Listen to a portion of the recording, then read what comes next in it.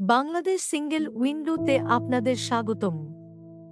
Radiation generating equipment এবং radio active materials আমদানির licence ই-ক্লাস licence আমদানির জন্য বাইরে থেকে কিভাবে একটি লাইসেন্স এর জন্য আবেদন করা হয় এই বিষয়টি আজকের ভিডিওতে দেখানো হবে।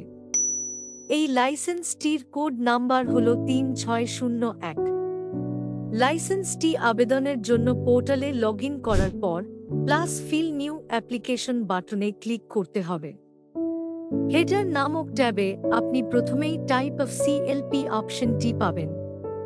টাইপ অফ সিএলপি ফিল্ডে ক্লিক করার পর একজন ব্যবসায়ী ড্রপডাউন অপশনে বিভিন্ন ধরনের সিএলপি দেখতে পাবেন এবং প্রয়োজনীয় সিএলপি নির্বাচন করতে পারবেন। পরবর্তী পর্যায়ে নির্দিষ্ট লাইসেন্সটি সিলেক্ট করার পর related products user reference number flow ফিল্ডগুলো সিস্টেমের মাধ্যমে স্বয়ংক্রিয়ভাবে পূরণ হয়ে যাবে। অ্যাপ্লিকেশনটি জমা হওয়ার পর request number, request date, approval reference, approval date, valid from, valid to ইত্যাদি অপশনগুলো সিস্টেম দ্বারা পূরণ করা হবে। কান্ট্রি অফ এক্সপোর্ট অপশনটি থেকে নির্ধারিত দেশ নির্বাচন করতে হবে। এরপর স্ক্রিনে দেখানো নির্ধারিত ফিল্ডগুলো পূরণ করতে হবে। নেম এন্ড পার্টিস ট্যাবটিতে ক্লিক করতে হবে।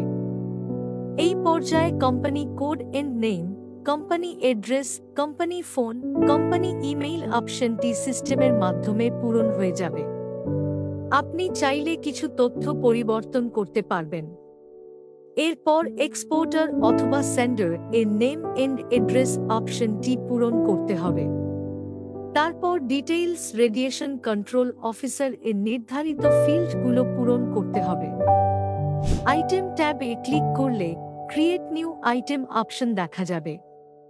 অপশনটি ক্লিক করে কমোডিটি কোডে আপনাকে ন্যূনতম 2 অক্ষর বা 2 সংখ্যা বিশিষ্ট কোড টাইপ করার মাধ্যমে ড্রপ ডাউন অপশন থেকে প্রয়োজনীয় আমদানিকৃত পণ্যটি নির্বাচন করতে পারবেন।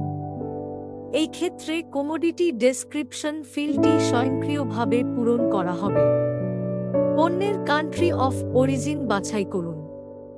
Commercial description, manufacturers name and address field সহ অবশিষ্ট ফিল্ডগুলো পূরণ করতে হবে। কোটা টাইপ অপশনটি থেকে আপনার পণ্যের পরিমাণ টাইপ করে দিতে হবে রিকোয়েস্টেড অ্যামাউন্ট ও কোয়ান্টিটি অপশনটির মাধ্যমে। অ্যাপ্রুভড অ্যামাউন্ট ও কোয়ান্টিটি অপশনটি আবেদনপত্র অনুমোদনের সময় পূরণ করা হবে।